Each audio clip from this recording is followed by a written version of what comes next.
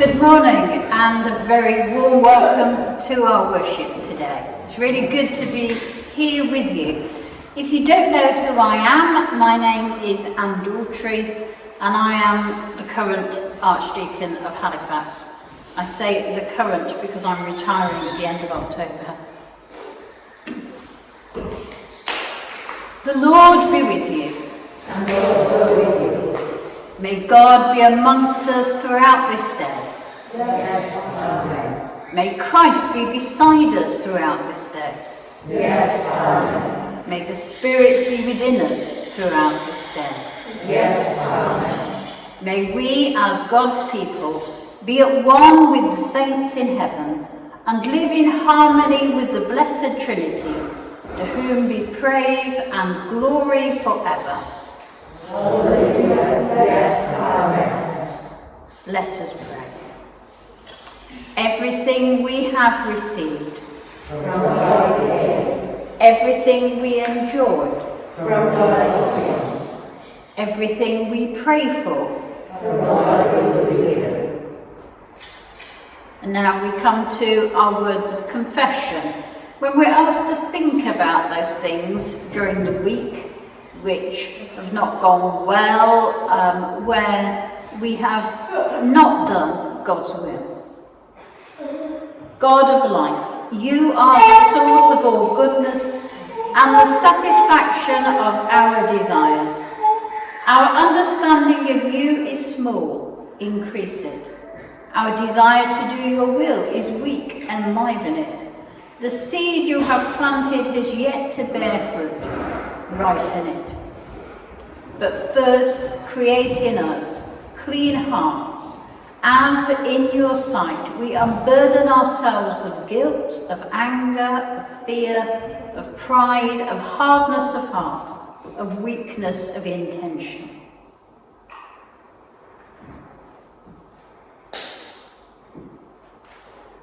Jesus, Son of Mary, Have mercy upon us. Jesus, Saviour of the world, Make peace within us. Christ, King of glory, Be with us and for us, wherever life takes us. in the common path of your calling, whether it be easy or uneasy to tread, whether it be bright or dark to follow, let your perfect guidance protect us. Be a shield against all that might deceive us. Be a healer for all that might harm us. Be a witness of all that might trouble us. Be a friend to all who are dear to us, this day and until we meet in glory. Amen. So, in the power of the Spirit and by the shed blood of the Son, may God forgive you and restore you, and so fill you with love for the earth, that you yearn to care for all creation. Amen. And now we're going to listen to our first song.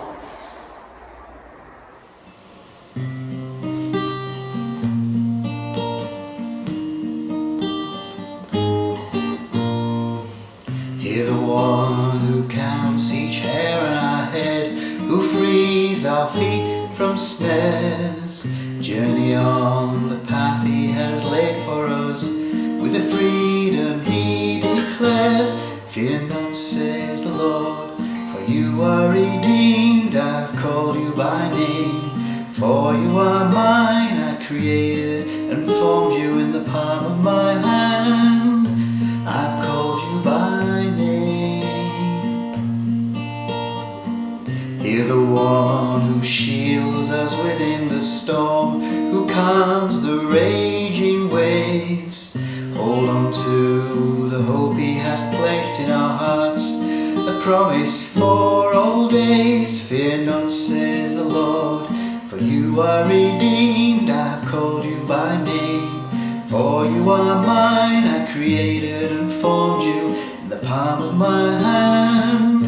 I've called you by name. Fear not, says the Lord, for you are redeemed. I've called you by name, for you are mine. I created and formed you in the palm of my hand. I've called you by name. You are mine. You are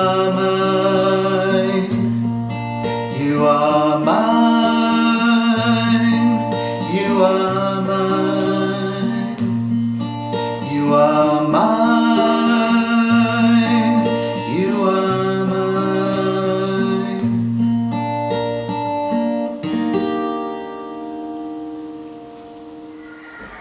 So now, if we're able, let's stand to say the glory. Glory to God in the highest, and peace to his people on earth. Lord God, heavenly King, almighty God and Father, we worship you, we give you thanks, we praise you for your glory. Lord Jesus Christ, only Son of the Father, Lord God, Lamb of God, you take away the sin of the world, have mercy on us. You are seated at the right hand of the Father. Receive our prayer. For you alone are the Holy One. You alone are the Lord. You alone are the Most High, Jesus Christ, with the Holy Spirit, in the glory of God the Father. Amen. And the collect, which is the special prayer for this day. Merciful God, your Son came to save us and bore our sins on the cross. May we trust in your mercy and know your love, rejoicing in the righteousness that is ours through Jesus Christ our Lord. Amen. Please sit for the first reading. Listen now for the voice of God within the words of the Scripture. A reading from the book of James. My brothers and sisters, believers in our glorious Lord Jesus Christ, must not show favoritism. Suppose a man comes into your meeting wearing a gold ring and fine clothes, and a poor man in filthy old clothes also comes in. If you show special attention to the man wearing fine clothes and say, he is a good seat for you, but say to the poor man, you stand there, or sit on the floor by my feet, have you not discriminated among yourselves and become judges with evil thoughts? Listen, my dear brothers and sisters, have not God chosen those who are poor in the eyes of the world to be rich in faith and to inherit the kingdom he promised those who loved him? But you have dishonoured the poor. It is not the rich who are exploiting you. Are they not the ones who are dragging you into court? Are they not the ones who are blaspheming the noble name of him to whom you belong? If you really keep the royal law found in Scripture, love your neighbour as yourself, you are doing right.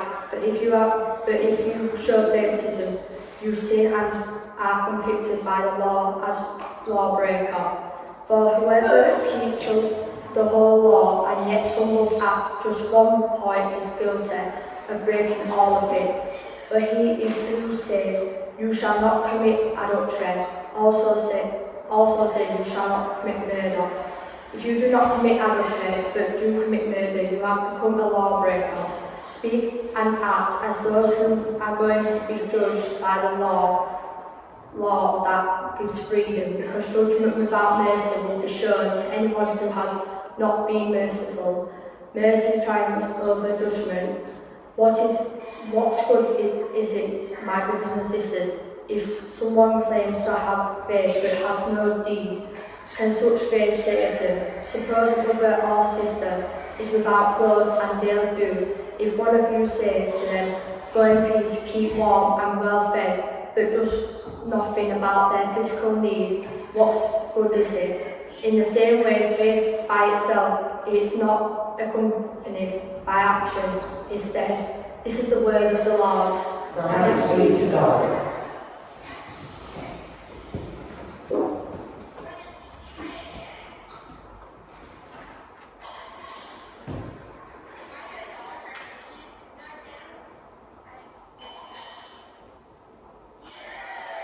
So now we're going to have our Gospel reading, and it's traditional that, again, if we're able to, we stand for the Gospel.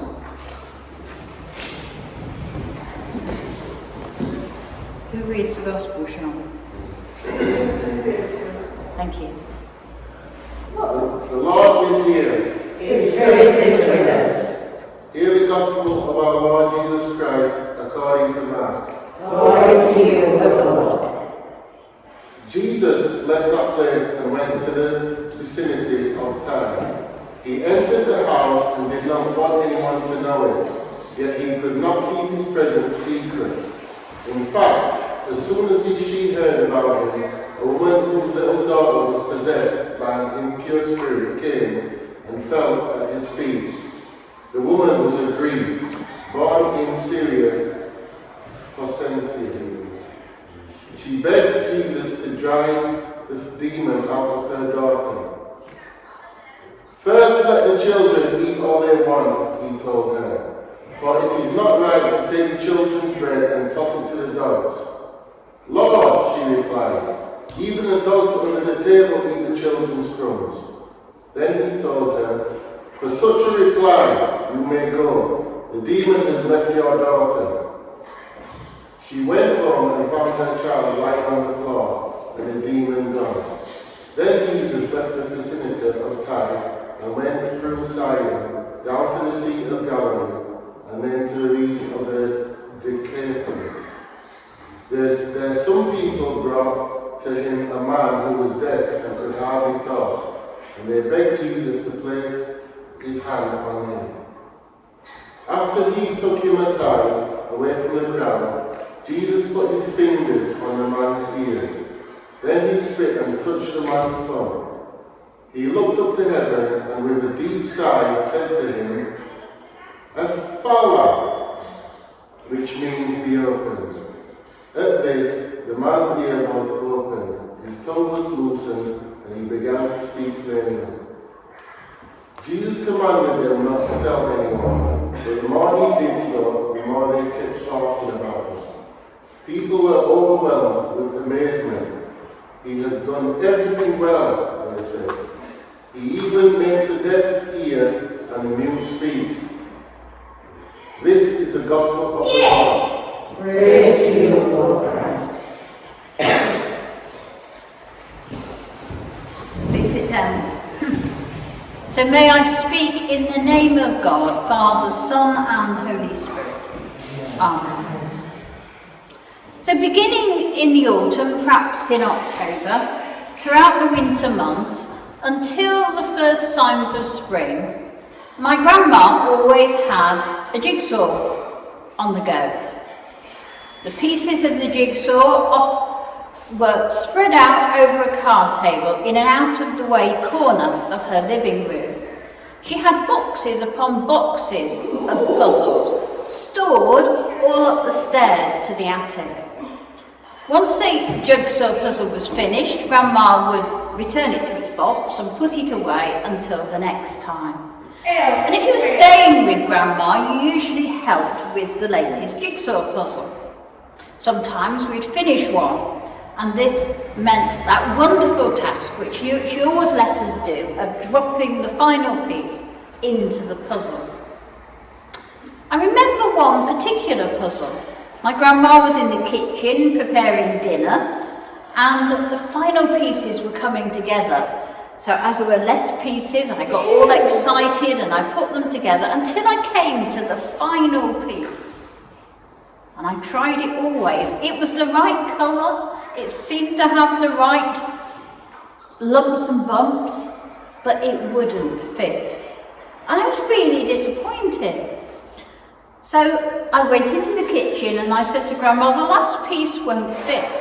She said, aha. She came out, she reached up onto the rather high shelf above the fireplace. She lifted down a piece and she said, try that one. And it fitted.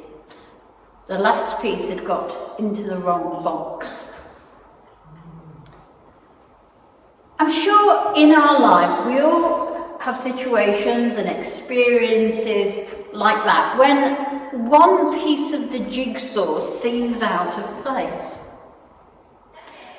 And that story came to my mind when I was struggling with this particular piece of scripture from Mark chapter 7.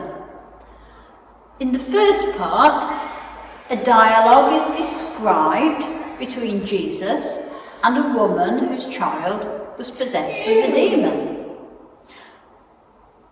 And like that puzzle piece not fitting, Jesus' behaviour doesn't seem to fit, does it? He doesn't seem to want to help her. He doesn't seem to want to help somebody who comes from Syrophoenicia. Because, in other words, she wasn't a Jew, she was a Gentile.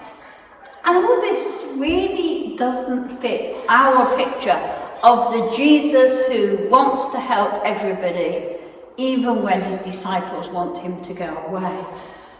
But what it does present is perhaps a human part of Jesus in his early ministry, as he's struggling to come to terms with who is he called to help. Am I called to help just the Jewish people, or am I also supposed to help the Gentiles? And Jesus is struggling with this, and we see him growing throughout the story. Jesus had gone to this region and he didn't want anybody to know he was there. Again, that's unusual. And then when the woman comes, Jesus, as I said, doesn't appear at first to want to help her. She's a Greek and therefore different. But the woman shows great faith. Jesus says it's not right to take the bread and give it to the dogs. Well, if it was any of us, we'd be saying, "Oi, who are you calling a dog?" But the woman doesn't respond like that. She actually says, yes, but even the dogs can eat the crumbs from under the rich man's table. So, in other words, she's having great faith, and although she's encountering Jesus in perhaps a not as helpful as usual mode, she actually says, yes, but, I don't want the whole piece, but I do believe that if I even have the crumbs of what you're capable of, then my child will be healed. And Jesus responds to that. And you can almost see him warming up, and the woman goes, it sends her home, and she goes home, and the child is healed. And then we see him healing the blind man in the usual helpful way. So we might say Jesus had had a bad day. I've got a book at home which is called Jesus' Day Off. And it's where Jesus gets up one morning and he's trying to do all these miracles and he can't do them. And so God sends him off to play with the angels for the day. Of course, it's not a Bible story, but it's the idea that even Jesus needed time off.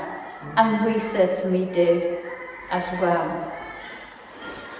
I think Jesus perhaps learnt to relax in non-Jewish company through this, and therefore was able not only to heal the child of the woman, but then to go on and heal the blind man. So how does this apply to us? I think there's part of all of us that sometimes wants to run away from people or situations. We want to escape responsibilities and not tell others about what we've found. There's part of all of us that wants to keep our faith to ourselves. And there's perhaps part of us that struggles to accept people who are different to us. But we too, like Jesus did, need to learn to be open about sharing our faith, to be open to people who are different than ourselves, to be open to acknowledge our own fearfulness and to come to God for healing. My grandma picked up that piece of jigsaw and said, "Try this one." That piece of jigsaw wasn't very different in shape, size or colour than the other, but it was different enough enough so that when I tried it, it just dropped into place, whereas the other piece hadn't done. God's love helped Jesus to grow in this particular situation, and as he continued, he faithfully fulfilled God's will. God's love can change us too. If we're fearful, if we're struggling with, say, a colleague at work or somebody at school who's different from us, that we don't really get on with, then let's hand over that situation to God and let God touch our life so that we learn to love through him.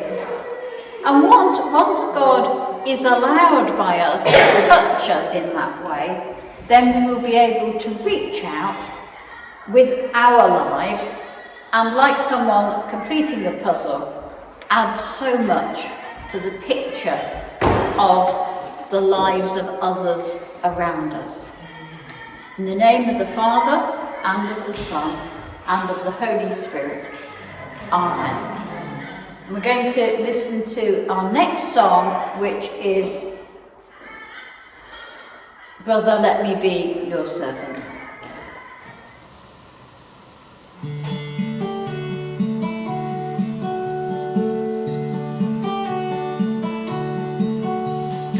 Brother, let me be your servant, let me be as Christ to you. Pray that I may have the grace to let you be my servant too.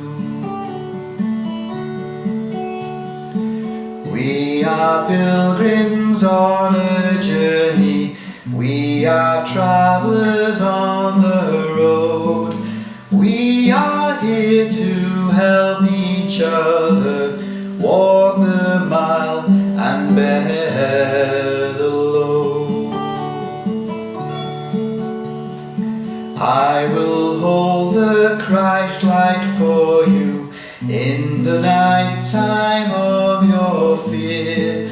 I will hold my hand out to you, speak the peace you long to hear. I will weep when you are weeping, when you laugh, I'll laugh with you. I will share your joy and sorrow till we've seen this journey through. When we sing to God in heaven, we shall find such harmony, born of all we've known together, of Christ's love and agony.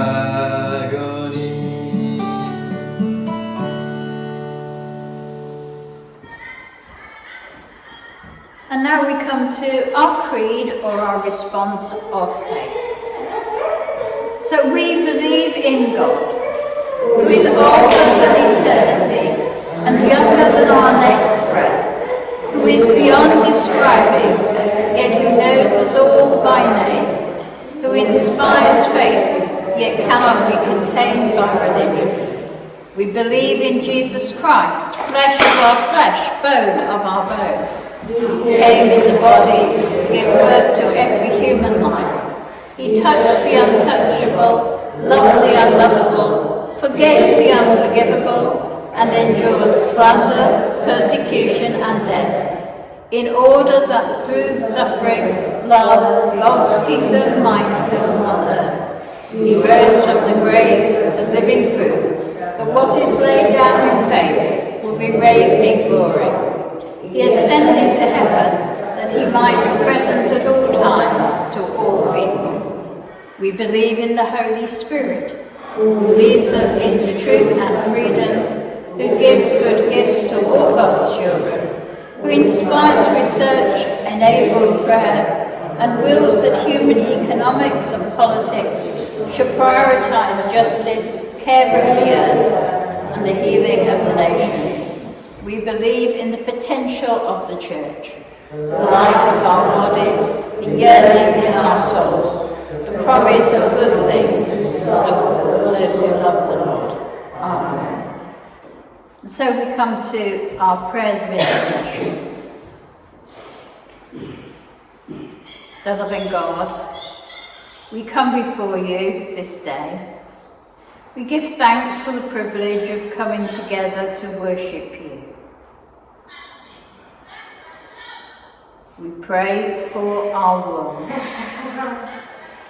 Particularly, we pray for those parts of our world which are troubled. We pray for those who are in fear at this time, particularly in countries like Afghanistan. We pray for those who feel that they wanted to leave but so far have been left behind. We pray for their safety and their security. Lord, in your mercy. Hear our prayer. We pray for the church. We pray for its witness in this and every community. We pray for Nick and for Jonathan, our bishops. We pray for Charlotte, your priest in charge. We pray for all those in this community and at Moor Green who minister in your name. We pray that we may be strengthened by your love. Lord, in your mercy. Hear our prayer. And we pray for ourselves, and we think about those times when we feel we cannot put the last piece of the jigsaw into place. When we are faced with situations which are difficult or which we don't understand. We pray that we may be guided by God's love, so that we may fulfill our potential and live true lives in his service. Lord, in your mercy. Hear our prayer. And we pray for those who are sick or sad or anxious at this time. And do name out loud any who you know to be in particular need of prayer at this time.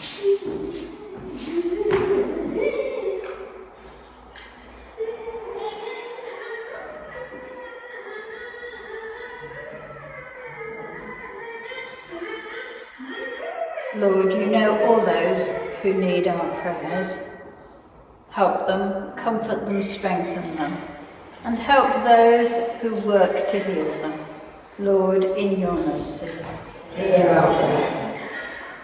And we pray too for all those who have departed this life, especially in recent days. We pray too for our own departed loved ones. We pray that we may come one day to enjoy with them the joy of your heavenly kingdom. Lord, in your mercy. Hear our prayer. Merciful Father, accept these prayers for the sake of your Son, our Saviour, Jesus Christ. Amen. And now we say together the family prayer of the Church, the Lord's Prayer. As our Saviour taught us, so we pray. Our Father in heaven, hallowed be your name. Your kingdom come, your will be done, on earth as it is in heaven. Give us today our daily bread. Forgive us our sins, as we forgive those who sin against us.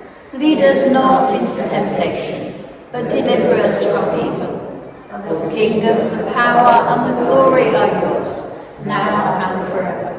Amen. And now we come to the peace. Sadly, at the moment, we're not able to shake hands or embrace one another, but we can share the peace in a socially distanced way by waving at one another. The angels said it to startled shepherds, and Jesus said it to frightened followers.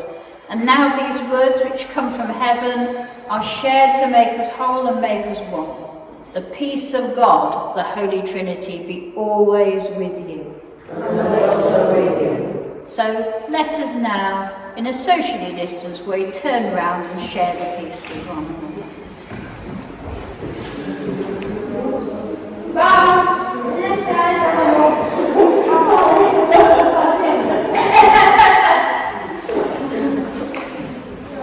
And for any who are watching on their own at home, this is a special way for you. Please wave back to us. And now the blessing. From where we are to where you need us, Jesus, now lead on. From the familiarity of what we know to the wonder of what you will reveal, Jesus, now lead on. To transform the fabric of this world until it resembles the shape of your kingdom, Jesus, now lead on. Because good things have been prepared for those who love God, Jesus, now lead on. And the blessing of God Almighty, the Father, the Son, and the Holy Spirit, come down upon you and remain with you, now and always. Amen. So, let us go in peace, to love and to serve the Lord. In the name of Christ. Amen. And may all the pieces in your jigsaw puzzle fit into place this week. Amen. Just before we actually go, and before Jen knows what she's going to do, just a reminder that Tuesday evening is the meeting via Zoom for anyone who's interested in helping to prepare our festival services, our special services of the next term, and hopefully any fundraisers that we might be able to do as well. Hopefully all of you who are on PCC will have received the Zoom link. If anyone wants to participate that isn't on Zoom, isn't on PCC, you're very welcome. Just get in touch with me or one of the PCC members and we can get it to you. And then a second reminder that next Sunday, Sandra is planning to restart the Children's Church. So if you know of anyone who hasn't been here in a while and would like to be part of Children's Church, please do that. Oh, before I let you just go, wish you well in your retirement. Thank you. I would like to thank you for all the work you've done, and especially you at Trinity. Thank you very much. So I'd like to give you a hand. Thank you. That's very kind. That's very sweet of you. Thank you. Wish you well in your retirement. Thank and you. God give you a blessing. Thank you.